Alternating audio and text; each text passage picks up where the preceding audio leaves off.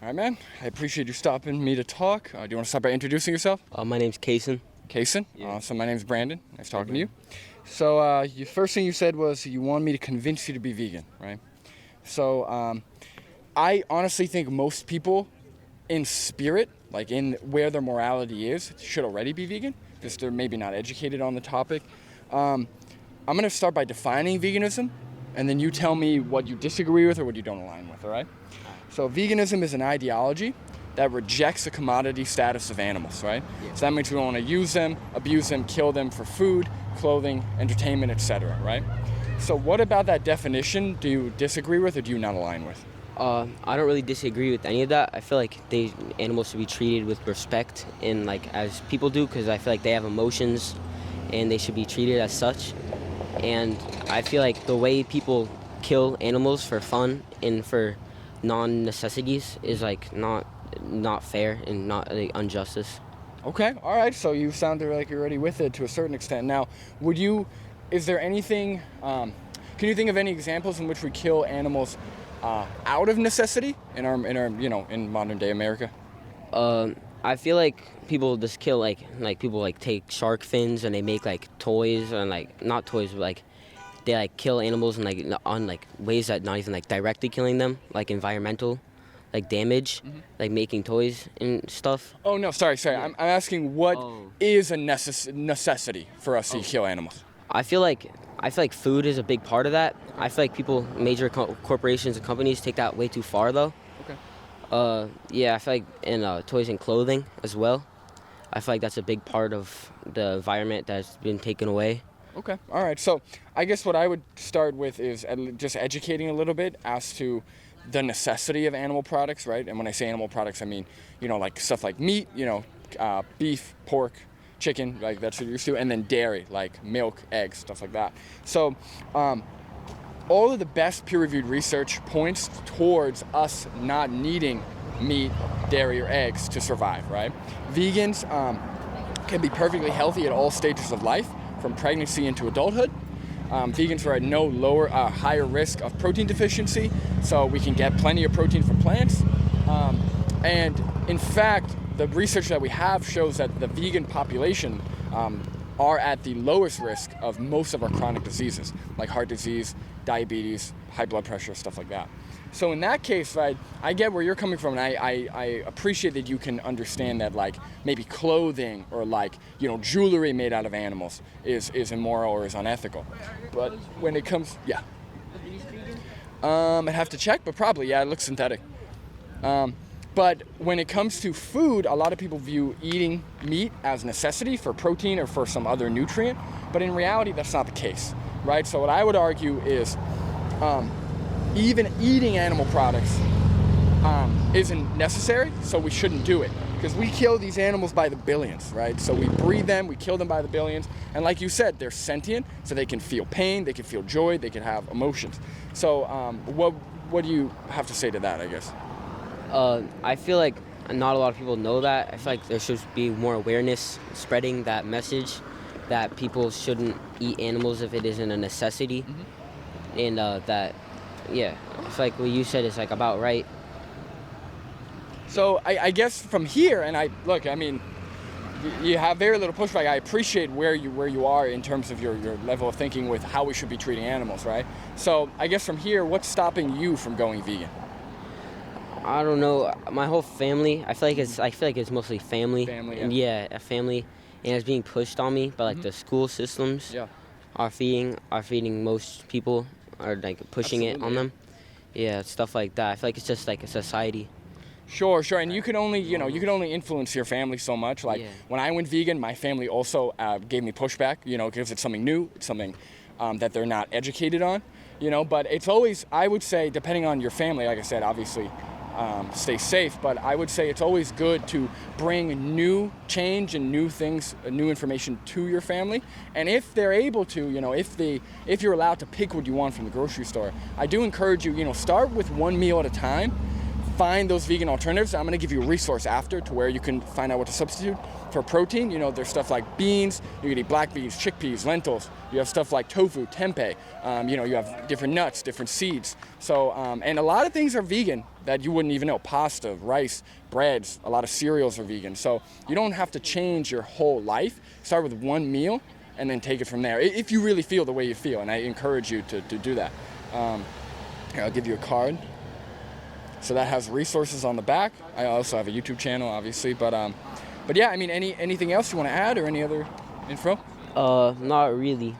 Okay, awesome. I appreciate the time, Kason. Thank you. So All right, why man. should I be vegan? I want you to inspire me. Sure. Well, first off, I appreciate you coming to talk. Do you want to start by introducing yourself? Sure. I'm Drew Burns. Nice to see you guys.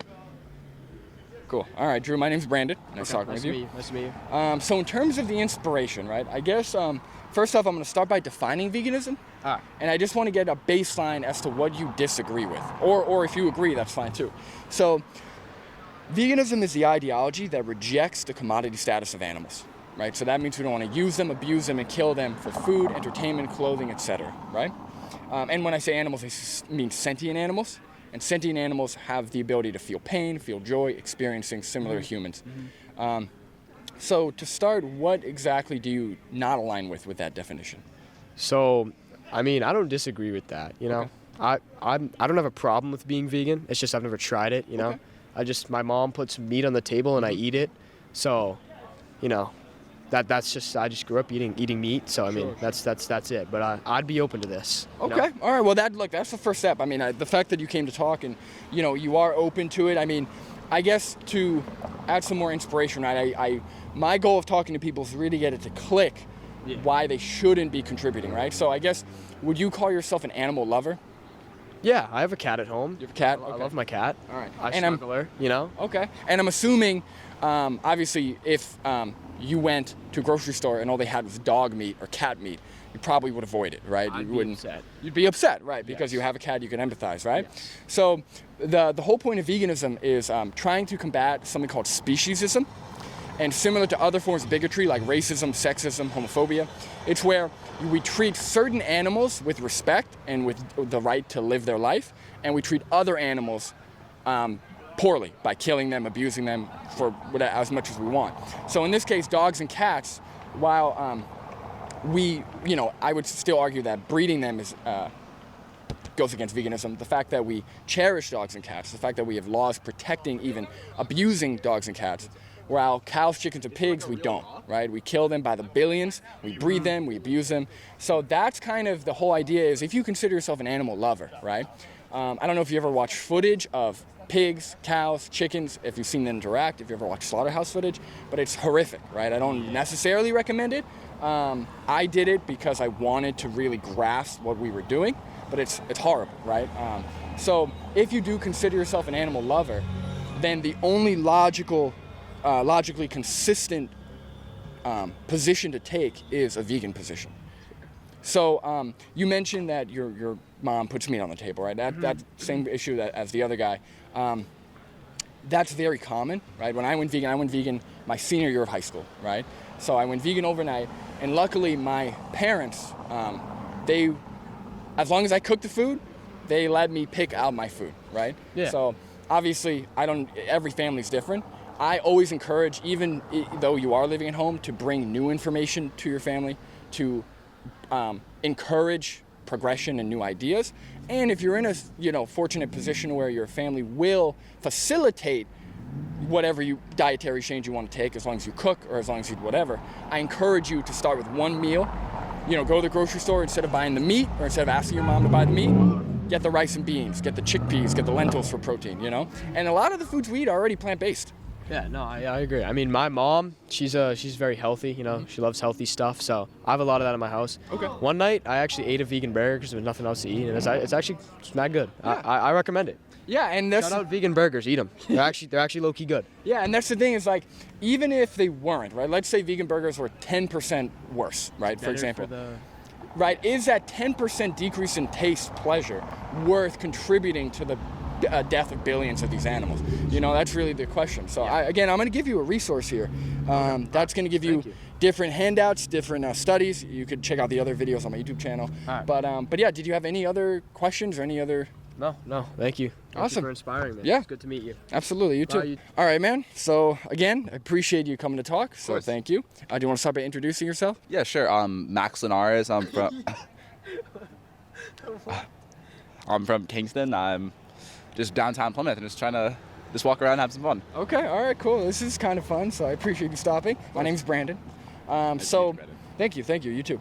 So I guess the sign says you should be vegan. So I know I just interviewed your buddy. I don't know. Did you hear my definition of veganism? Do you want me to repeat it? Yes, it's actually no. Repeat it. Okay. So veganism is essentially it's an ideology that rejects the commodity status of animals. Right. So that means we don't want to kill, abuse, and use animals for sentient animals for food, clothing, entertainment, etc. Right?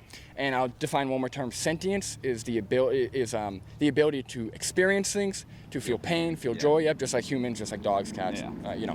So I guess starting there, is there something that you disagree with? No, I would say that's an apt description of the term vegan. Okay. So, but do you disagree with the ideology? No, I think that like anyone who would like to cause pain to any sentient animals, they're not a good person. So I would agree. Yeah. All right. So I'm assuming you're not vegan. I'm vegetarian, so I'm okay. I'm halfway. Okay. So, are you familiar? If you're vegetarian, that's good. That's a great start. Are you familiar with what happens with dairy and eggs in terms of the production? I guess it is still like they're being tortured in a sense or like exposed. Because like I was vegan because I used to be I've lost like 60 pounds and I found that like being a vegetarian sort of helped me with that. Okay. So that was my sort of main goal is like weight loss. Okay. Yeah. Okay. But so, yeah. Are you saying that you went vegan, lost the weight, and then vegetarianism? Or no, I went vegetarian. Oh, vegetarian, Yeah. lost weight. Okay, yeah, that's common. Like when I went vegan, I lost weight too. Like Yeah. it's a very good way to keep your weight, under control, and that's awesome. I mean, 60 pounds, that's awesome. Yeah. So good for you. Thank you. So yeah, I mean, I guess I will describe a little bit as to what happens in the dairy and egg industry, and also like it gets tricky because I'm sure you're maybe familiar with like the animals being killed for food, right? But it sounds like your main motivation. It's just as worse, or it's just as bad when they're like being produced for eggs and stuff. Well, I was gonna say it sounds like one of your main motivations was health and weight loss, right? Which mine too. Honestly, I got into veganism because I wanted to find the diet that was gonna help me live longer and live better, and then it just so happens that veganism also entails a whole ethical, moral stance, right? A moral position, but. I would say that when it comes to dairy and eggs, right, if you do care about animals, or now if you do appreciate the fact that we shouldn't be killing animals for food, right, and we don't have to, clearly. Yeah.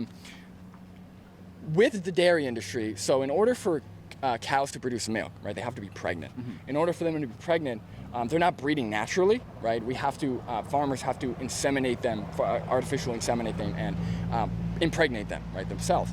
What happens is that milk is actually meant for the baby cow, right? We're the only species. It's one of my favorite terms for baby calves. Yeah. So we're the only species that drinks another animal's milk, right?